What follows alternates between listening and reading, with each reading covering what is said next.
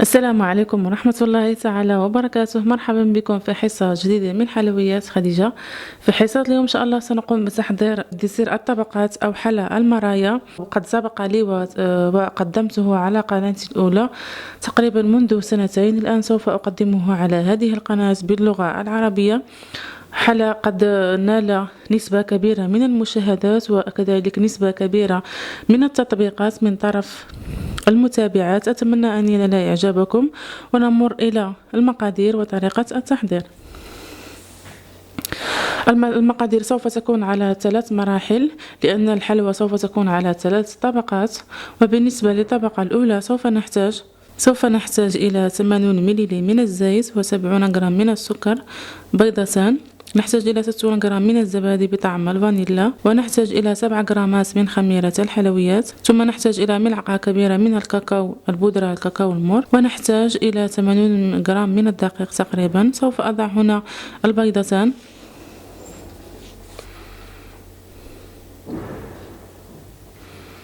أضيف لهما السكر حبيبات أو السكر الخشن، وأقوم بالخلط بواسطة الخلاط اليدوي.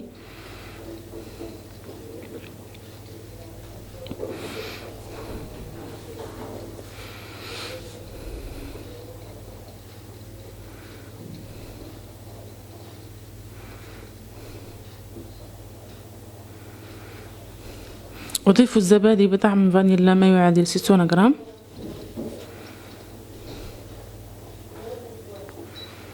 ثم نضيف بعد ذلك الزيت، ونضيف الكاكاو البودرة،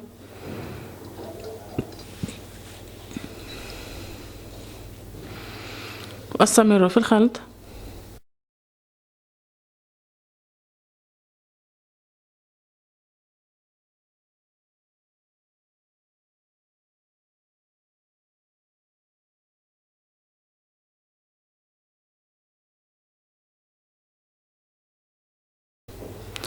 أضيف خميرة الحلويات أو البيكنج باودر، أخلط قليلا، ثم أضيف الدقيق تدريجيا حتى أضيف كمية الدقيق بأكملها مع نخل أو غربلة الدقيق.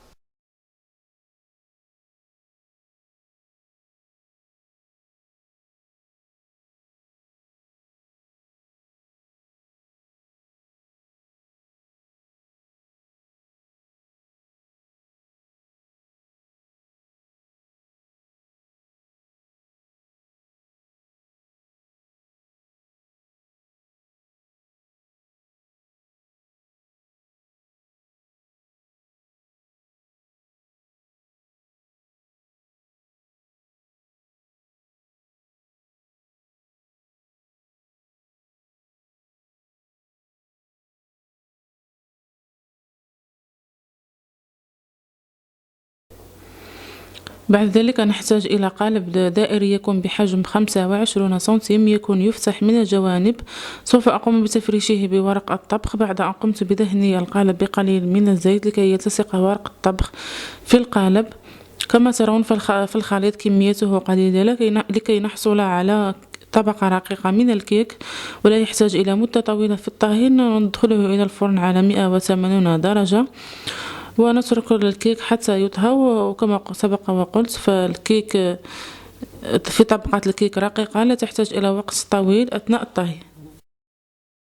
نمر الآن لتحضير الطبقة الثانية، وكما ترون هنا لدي 6 ملاعق كبيرة من الحليب البودرة ما يعادل 120 جرام، ونحتاج إلى 3 علب زبادي بدون نكهة، زبادي طبيعي ما يعادل 300 جرام. وهنا لدي نصف كأس من الماء الذي كان في علب الزبادي، وهذا الماء غير ضروري لأنني قمت بتجربة الوصفة بدون هذا الماء وكانت حصلت على نفس النتيجة، فيمكنكم الاستغناء على هذا الماء ووضع الزبادي مع السكر البودرة فقط. ويمكنكم كذلك إضافة السكر لهذه الطبقة، لأنني قمت بوضع هذه الطبقة بدون سكر، لأن الطبقة الأولى فيها سكر والطبقة الأخيرة الثالثة فيها سكر، فالسكر يبقى على حسب الذوق. يمكنكم إضافته في هذه الطبقة الثانية كما يمكنكم الاستغناء عليه.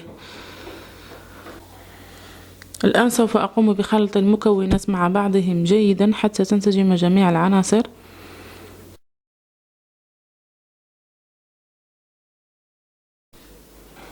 بعد أن أخرجت الكيك من الفرن سوف أقوم بإفراغ عليه هذا الخليط، يعني خليط الطبقة الثانية، وسوف أقوم بإدخالها إلى الفرن. هذه المرة سوف أشعل الفرن فقط من الأعلى تقريبا لمدة 7 دقائق حتى تتماسك هذه الطبقة ويصير قوامها قوام صلب.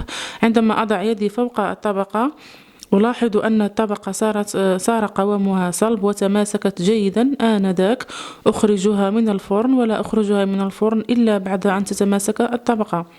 الآن سوف نمر لتحضير الطبقة الثالثة أو الطبقة الأخيرة، وسوف نحتاج إلى 500 ملل من الماء العادي، وسوف نحتاج إلى ملعقة كبيرة من قهوة سريعة الذوبان، ونحتاج إلى ظرف واحد أو كيس واحد من كريم كراميل البودرة أو فلان بطعم الشوكولاتة، ونحتاج إلى ظرف آخر من الكريم كراميل البودرة أو فلان بطعم الكراميل، ونحتاج إلى 4 ملاعق كبيرة من السكر حبيبات أو إلى السكر الخشن. في كسرولة أضع الماء 3 أكواب من الماء أو ما يعادل 500 ملل من الماء.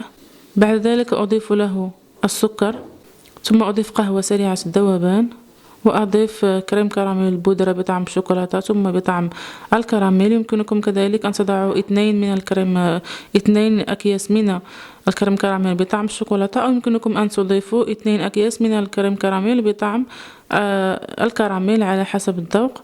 الآن سوف أخلط الكل جيدا وأضعهم فوق النار حتى يبدأ الخليط بالغليان. بعد ذلك أزيله من على النار وأتركه يبرد قليلا.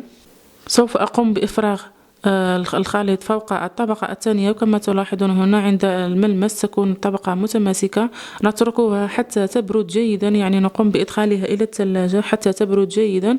وخليط الطبقة الثالثة يكون دافئ، لا يجب أن نضعه مباشرة عندما نزيله من الموقد، نتركه يبرد قليلا ثم نفرغه فوق الطبقة الثانية، ونقوم بإدخال القالب إلى الثلاجة حتى تتماسك الطبقة الثالثة جيدا. عند التقطيع يستحسن أن ندخلها إلى المجمد أو إلى الفريزر لمدة قليلة من الوقت كي نقطعها بشكل يعني جيد أو بشكل سهل.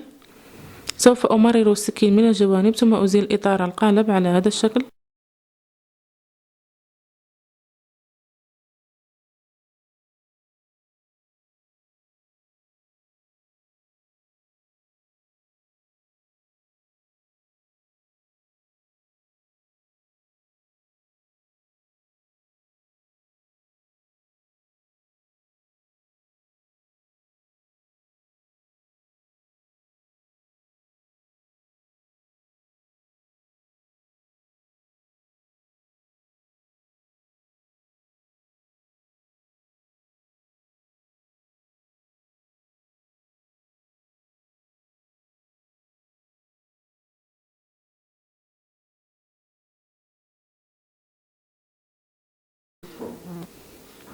عند تقطيع الحلوى يكون هذا هو شكلها من الداخل. كما ترون 3 طبقات، طبقة من الكيك وطبقة البيضاء ثم طبقة الشوكولاتة بالكريم كراميل. أتمنى أن تنال وصفة اليوم إعجابكم، وإذا أعجبتكم الوصفة لا تنسوا الضغط على زر أعجبني ولا تنسوا الاشتراك في القناة للتوصل بكل جديد. إلى حصة مقبلة إن شاء الله. السلام عليكم ورحمة الله تعالى وبركاته.